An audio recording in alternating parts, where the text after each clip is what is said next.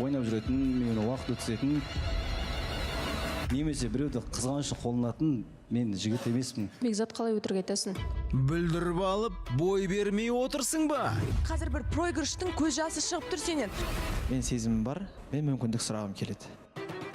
Мен бұл кісіге мүлдем шанс бергім де келмейді, бере де алмаймын. Мүмкіндік бермеген түрің осы болса, сәлден кейін қосылайық жобасында.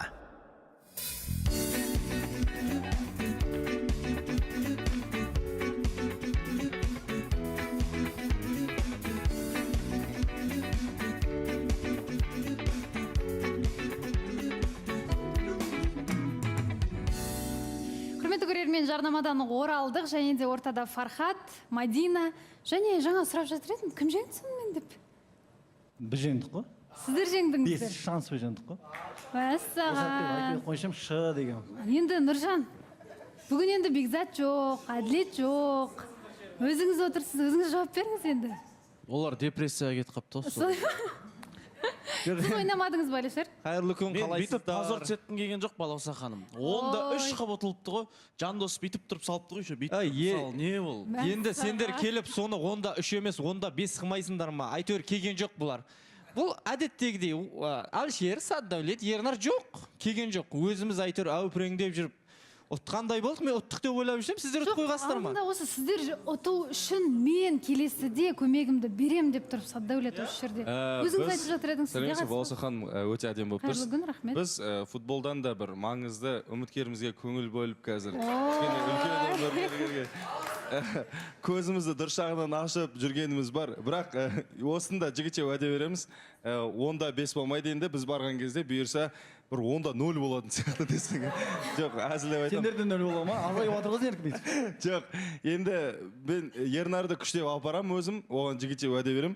Енді бір футбол белгілей, Құдай қаласа, редакция мен кәдімгідей қатысушылар арасында. Мен просто естіп отырмын, балалар кішкене эгоизм көп екен да, мен алдында бар бір бақылаған кезде пассыз ойнап, мен сондай нәрсені бір қадағаласам ба деймін, андай кішкене паспен ойнайық, ауызбіршілікпен ойнайық деген сияқты бір футбол деген жалпы бір қалай айтсам болады, команды ойын ғой ол. Мынандай бір адам ойнайтын ойын емес та, сол үшін бір стратегия құрып. Соны айтып не керек, өзіңіз ойнамағаннан Сол кейін. айтамын да, сол енді миыңа келді ма, сол ұтылып болғаннан кейін тегерек көмектеспейсің ба? Әйтеуір әупіреңдеп жүріп, сендердің абыройларың үшін ойнап жүрсек, сендер жүрсіңдер. Үміткер анау мынау. Біз Нұржан үшін барам, бұйырса Фархат бар, бәріміз бар, ақылдасып соны шешіп, бұйырса ойнайтын боламыз енді. Алла қаласа. Жақсы, бәрібірде бұл жолда редакция енді алда екен, Бауыржан мырза барыпты, барлықтарыңыз бірігіп енді жақсы ойын болған екен. Ал таныстық қалай болып жатыр? Жалпы кездесу негізі болып жатыр ма сіздерде? Иә, болып жатыр бізде барлығы. Фото-видеоларыңыз бар? Бар. Құдды бір love story болыпты сіздердікі, өте әдемі шығыпты. Жаңбырдың астында серуендеген сіздер енді сезімге толы видео болып шығыпты. Негізі арнайы видеограф шақырдыңыздар, иә? Біздің жеке мобилограф барбыз, Аида деген. Мәссаған, Үлкен Аида. рахмет оған, алғыс. Сіз жаңа деңгейге шығып жатсыз, жарайсыз. Әдемі түсіріпсіз. Иә, рахмет көп Балауса ханым.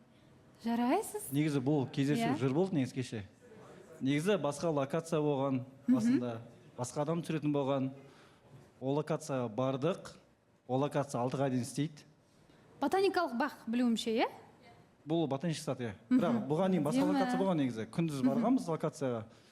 Сөйтіп ол локация 6-ға істейді. Басқа адам келетін адам аяғы келмейтін болып қалды.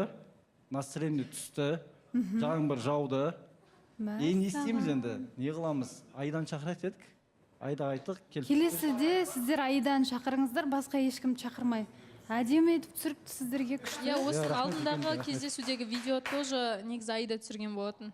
Аиданың көмегі көп тиіп жатыр бізге, енді ортамызда айтып қояды өзі. Фанаттым деген сайын. Иә, фанаттым деген сайын тегін. Жеп, мәз болып жүреді түсіріп. Рахмет. Жақсы.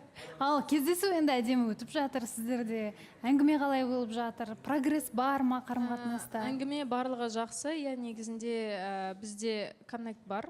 Басында айтқандағыдай, бірақ соңғы әңгімеден кейін Фараның ой кішкене өзгерген сияқты, енді көзқарасы өзгерген сияқты болып көрінді. Енді өзіне де осы нәрсені сұрақ қойған болатын, толық жауап алған жоқпын. Соңғы әңгімелесуде Фархат негізі тақырыпты жылы жапты ғой. ары қарай өршіп кетпесін, ары қарай тақырыпты талқыламай ақ қояйық деп ер азаматтығына салып жаба қояйық тақырыпты деп осы жерде эфирде артық ештеңе айтылған жоқ. Білгім келгені бұл нәрселер қаншалықты дәрежеде әсер етті оның маған деген отношениясына деген сияқты соны сұраған болатын. Бірақ нақты жауап берген жоқ. Енді менде де андай тревожный адам болғаннан кейін всегда миымда сұрақтар қайталана береді. Сол нәрселер өзінен тағы да сұрағым келіп тұр. Сұраңыз. Сұра. Сұрадың ба? Енді ол тема жабылды ғой, қайта қозғап қазір айтудың бір мәнісін көріп тұрған жоқпын. Не дегенмен ішінде бір тревожность бар деп жатсың ғой, енді жай жауап берейін, айтайын бәрін как есть. Шынын айтқанда, иә, бәрібір ол нәрсе әсер етеді, ол нәрсе есіңе түседі, ол нәрсені ойлайсың. Бірақ ол андай күні түні ойлап, оны уайымдап жүрген жоқпын. Просто бір мезетте есіңе түсіп кетеді, сөзі деп қаласың да, құрсын дейсің, ұмытасың. Енді сырт жақтан көрінеді дейді ғой, білеймін, мен саған бір ешқандай суықтық бір танытқан жоқпын деп ойлаймын осы күнге дейін. Күнделікті кездесіп жатырмыз, сөйлесіп жатырмыз, барынша ашылып жатырмын. Не дегенмен ондай ішкі түйсікпен жүре берсең, өйтіп оймен Фархат маған суық қалды ғой, сондай сияқты ойсаң, сол нәрсемен жүре беретін сияқтысың негізі. Негізінен. Өйтіп ойлау қажет жоқ, бәрі жақсы. Ол нәрсемен түсіндім, кешірдім, ол нәрсені жабылды. В общем, сол бәрі жақсы негізі. Ешқандай реніш, ешқандай бір... Жалпы кешіріп, жалпы ол нәрсені ұмыттыңыздар? Мен ұмыттым, ұмытпаған сияқты ғой. Негізі әрине қыз баласы болғаннан кейін қандай ситуация болса да оның үстінен жылап қалды өткен жолы. Біліп алайын, сізден сұрап алайын. Бір жігіттерде көбіне болып жатады ғой, ішінде сақтап жүреді, біраз уақыт өткеннен кейін кейде айтуы мүмкін. Сондай болмасын деп алдын ала сұрап жатқаны шығар. Иә, мүмкін. Жақсы, енді былай ғой, негізі өткен жолы мен бір ойлағам сіздерге қарап, енді сіздің ұлыңыз бар, иә, Фархат? Таныстыру деген сіз үшін қаншалықты маңызды? Алдағы уақытта қандай қарым-қатынас болады Мадинаның тарапынан деген сияқты кездесулер? Ол тақырыпқа келетін болсақ, мен сразу айтайын, мен балама ана іздемеймін. Өзінің анасы бар, анасының қолында өсіп жатыр, анасының тәрбиесін көріп жатыр. Мен өзіме жар іздеймін. Енді Мадина білуімше, ол бала деген негізі балажанмын деп айтты. Бала деген жақсы көремін деді. Ол жағынан бір қиындық туындайды деп ойламаймын. Ал бірақ жаңағы таныстыру деген жақын арада болуы мүмкін ба? Енді мен олардың кіші ғой әлі, ішкені толады. Нәрсені түсінбейді, қақпайды деп ойлаймын ол нәрсені. Енді уақыт келе бәрі таныстырамын ғой, ол болатын нәрсе, ол болашақта, ол ешқайда қашпаймын, істемеймін, әрине таныстырамын уақыт келген кезде. Әр нәрсе өз уақытымен. Иә. Не айтайын деп жүрсіз, Мадина?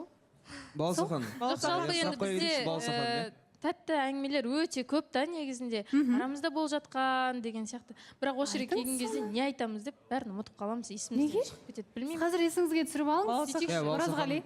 Қайырлы күн. Жағдайларыңыз қалай, жақсысыздар ма? Жақсы. Мен де жақсымын енді. Сол футболды уайымдап, бүгін ұйқым қанбай әлі сол кешігіп келіп жүрмін ше.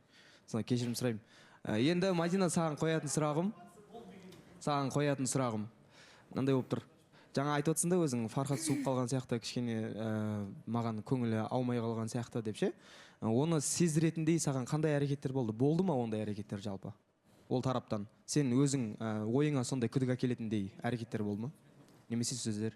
Жоқ, ол негізінде адамның бір-біріне деген отношениясы болмаса, бір сөздерінен белгілі болады да.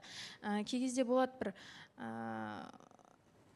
жай ғана андай бір болады ғой, суық взглядтар болады, или болмаса бір сөзді тонында да андай суықтық байқалады да. Сол кездерде мен андай кішкене нетіп қалатын бар, ойланып қалатын бар. Сондай жағдайдан ғана байқадым негізінде. Көп жағдайларда бізде сол жағынан неге өйтіп қарап қалдың, неге ондай тонмен сөйледің деген сияқты менде сұрақтар болып жатады. Енді ондай моменттерде негізі қазақта жақсы сөз бар ғой, қорыққанға қос көрінеді деп. Сен өзіңнен өзің, өз көлеңкеңнен өзің үркіп, сәл кішкене артыңда қуыстығың болғаннан кейін үркіп жүрген жоқсың ба? Жоқ, мен артымда қуыс болатында ештеме жоқ деп ойлаймын. Негізінде ол жағынан емес. Ол жай ғана адамның бір-біріне деген отношениясын жақсы қалпында сақтап қалу мақсатында ғана шығар, менде солай. Негізі осы жерден айтып кетейінші. Негізінен қыздар бір андай бір қызық тұлға ғой негізі бұл өмірде ше. Бәрі жақсы болып жатса, ойлайды неге бәрі жақсы деп. Арт жақтан бірден шұқылай бастайды, бірден ойлай бастайды, сөйтіп ұрыс керіс болады. Негізінен ше. Қыздар қауымына айтқым келеді, бәрі жақсы болған кезде сол моментпен рахаттанып жүрсеңіздерші айтқым келеді негізінен. Ештеңе ойламай, Балауса ханым, негатив мына қылмай. жақта айтып кетсем бола ма? Қайырлы күн барлықтарыңызға. Енді Фархат пен Мадина өте жарасымды отыр. Енді ол жағынан Фархаттың да түсінігі мол жігіттердің қатарынан ғой. Енді мына жақта Бекзатқа айтқым келіп отырғаны, осы Бекзат ағамыз осы ортаға кір келтіріп тастады да, сомнение туғызды да, енді өзі күліп мәз болып риза отқанына таңғаламын да. Және де сыртта бұл ағамыздың тағы да бір басқа қыздары бар деген әңгімелер тарап жатқанына соған да таңғаламын да. Бекзаттың ба? Бекзаттың, иә. Мәссаған. Қазір оны білеміз, одан кейін таныстық жалғаса ма жоқ па, барлығын жарнамадан кейін білеміз, жалғастырамыз.